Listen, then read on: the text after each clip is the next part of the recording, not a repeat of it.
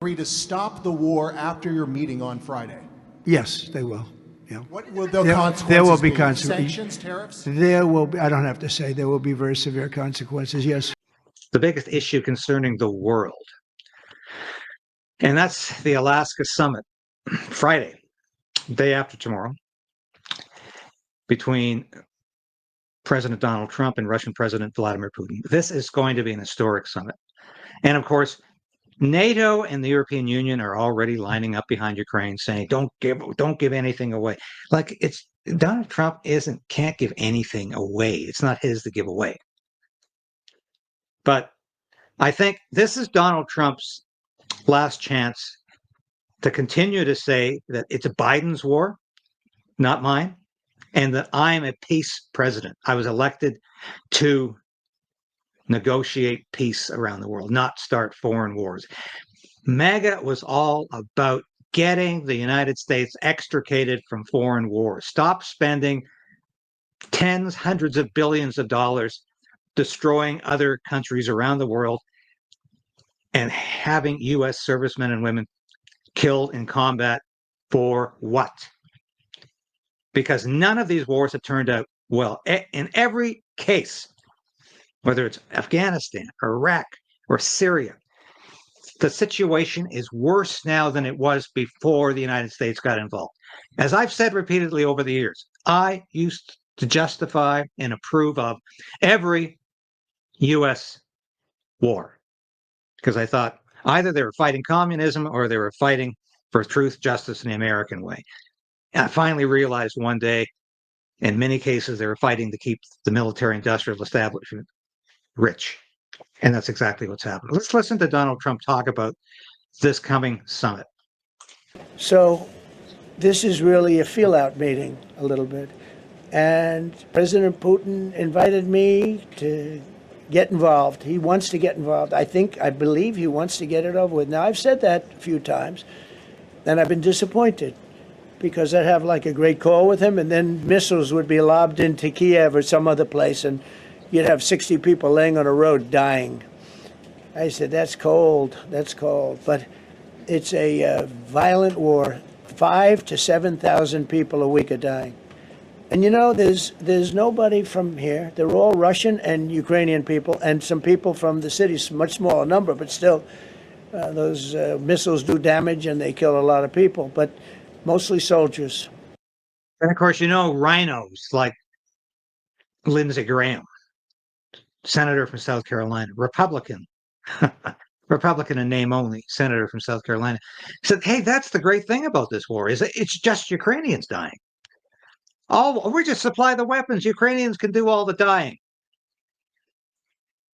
And of course, that's not only ghoulish, it's absolutely insane because the Ukrainians have withered their population down to the point through war deaths that are anywhere from 1.5 million to 2 million deaths on the battlefield. These are First World War casualties. These are First World War fatality figures. And there's also been a huge departure from the country. People are emigrating, leaving the country in droves. It's a shell of a country. And it's one reason this war has got to end. And they're young soldiers, although in the case of Ukraine, they're getting much older. They're drafting 60-year-olds now. It's a terrible thing to witness.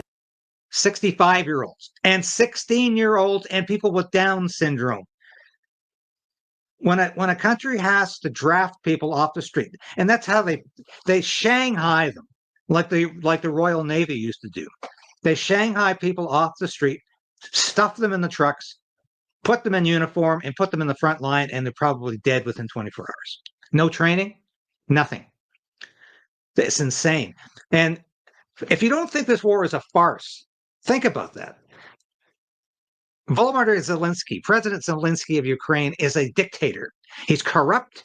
He's lining his pockets with Canadian money, US money, European money. He's delusional to think he could ever have won this war, or that he can now.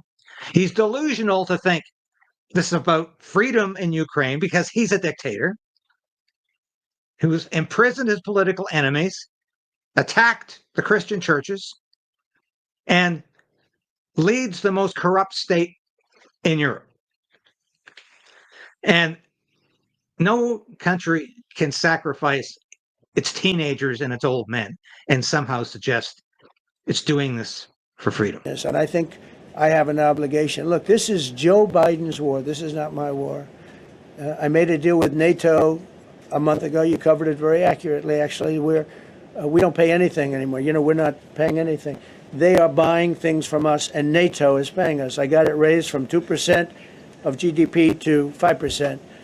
And they're paying us for everything that we send. We're not paying. But Biden approved $350 billion. Europe has spent $100 billion. The money that's been spent. And, you know, somebody suggested to me, all the money, the billions that we have sent to Ukraine could have been used to buy some water bombers. Might have had a better purpose for the country. Because all we've done is kept that war going. And Justin Trudeau, Mark Carney, yes, and even Pierre Poilievre, they've all been in the same boat, marching lockstep on this. Keep the war going because it's about freedom, and it's not about freedom. It's about Ukraine insisting upon being a part of NATO, which should never have even been considered. NATO should not even be around as an organization anymore. It's past its due date. It's redundant. It is just there to keep the people in power well nourished with money. And NATO has ceased to be an organization with a rational objective. And Trump, having NATO give these weapons to Ukraine makes more economic sense for the United States, but it makes no political or military sense because it could still lead to the Third World War. And I think Trump gets to that.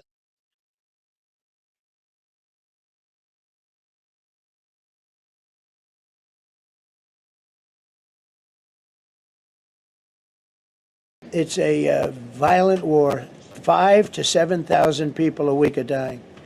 And you know, there's nobody from here. They're all Russian and Ukrainian people, and some people from the cities, much smaller number, but still, those missiles do damage and they kill a lot of people, but mostly soldiers. And they're young soldiers, although in the case of Ukraine, they're getting much older. They're drafting 60-year-olds now.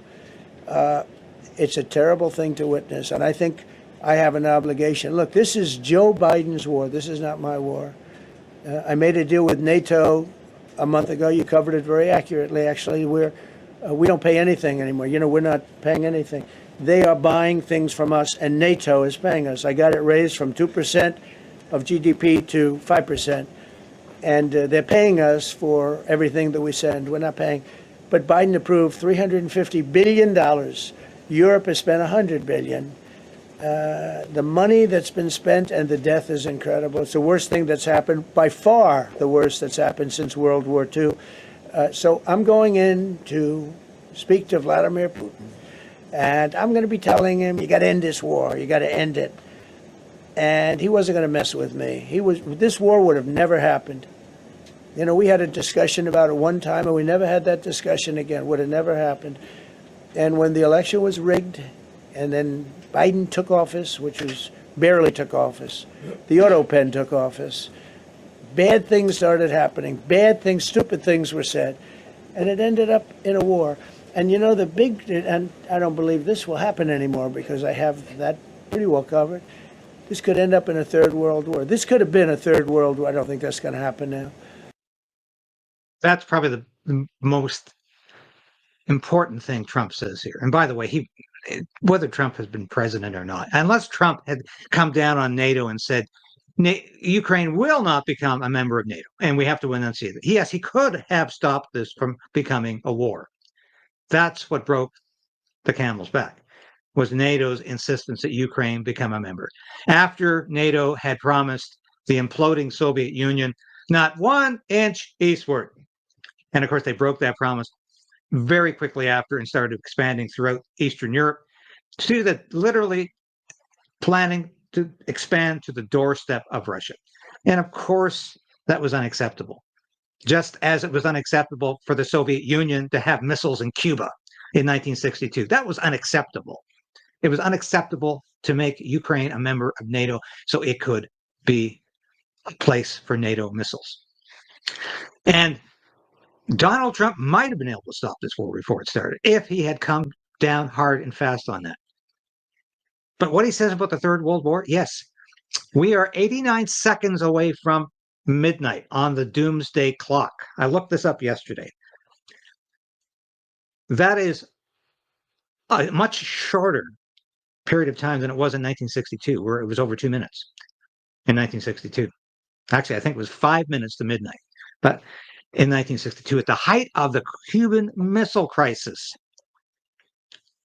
it's now 89 seconds to midnight because NATO encroaches upon Russian territory every day.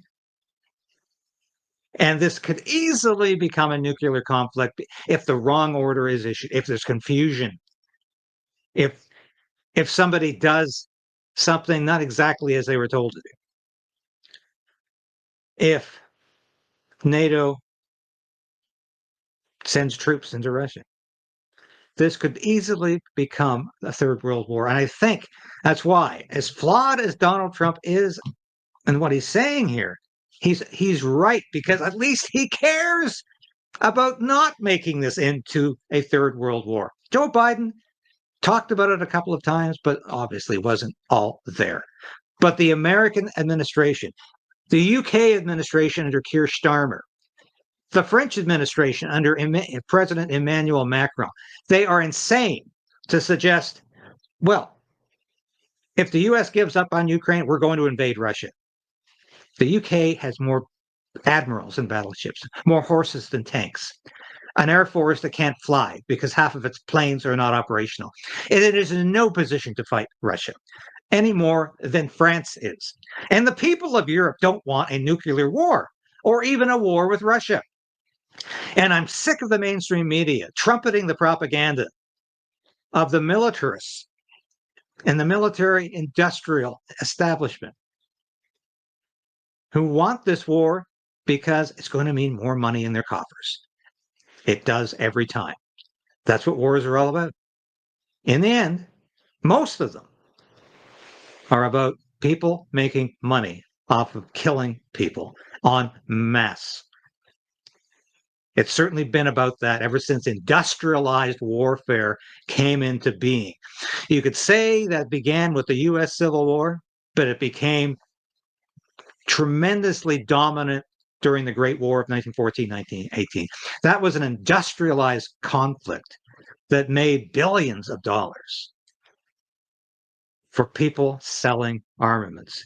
And they didn't let the deaths of millions, the privation of millions in trenches, being eaten by rats and living in stench and mud, that didn't bother them because it was all about making money. Let's listen to a bit more, Trump.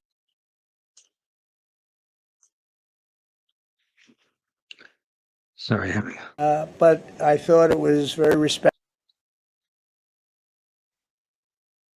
of Russia is coming to our country as opposed to us going to his country or even a third party place. But I think we'll have constructive conversations. Then after that meeting, immediately, maybe as I'm flying out, maybe as I'm leaving the room, I'll be calling the European leaders who I get along with very well. And, I have a great relationship, I think, with all of them. And I get along with Zelensky, but, I disagree with what he's done. Very, very severely disagree. This is a war that should have never happened, wouldn't have happened. But I'll be speaking to Zelensky. The next meeting will be with Zelensky and Putin, or Zelensky and Putin and me. I'll be there if they need. But I want to have a meeting set up between the two leaders. I was a little bothered by the fact that Zelensky was saying, well, I have to get constitutional approval. I mean, he's got approval to go into war and kill everybody, but he needs approval to do a land swap because there'll be some land swapping going on. I know that through Russia and through conversations with everybody. And Trump is finally being realistic about this. That Russia is not going to vacate the Donbass region, the eastern provinces. And they're going to keep those. And Russia is going to insist that Ukraine never become a member of NATO. as long as NATO exists. I don't think that's going to be for much longer. But Donald Trump's being realistic, and I think Donald Trump can actually do some good here for world peace. And we'll be watching that summit very carefully. And I think this might be the beginning of the end of the war in Ukraine. Thank God for everybody, especially those Ukrainians who are dying en masse for a corrupt president who is lining his pockets with the money that has been given to him that he has begged and pleaded for around the world. I'll be back in a minute with some concluding remarks.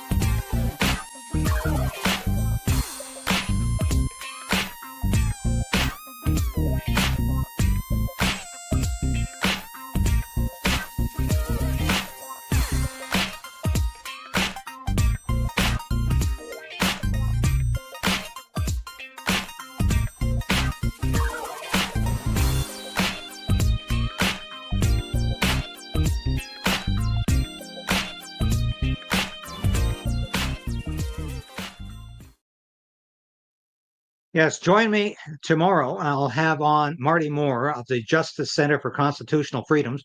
We'll be talking about the hiking ban. We'll be talking about the lack of freedom of religion in Canada, as illustrated by the visit of Sean Fute a couple of weeks ago.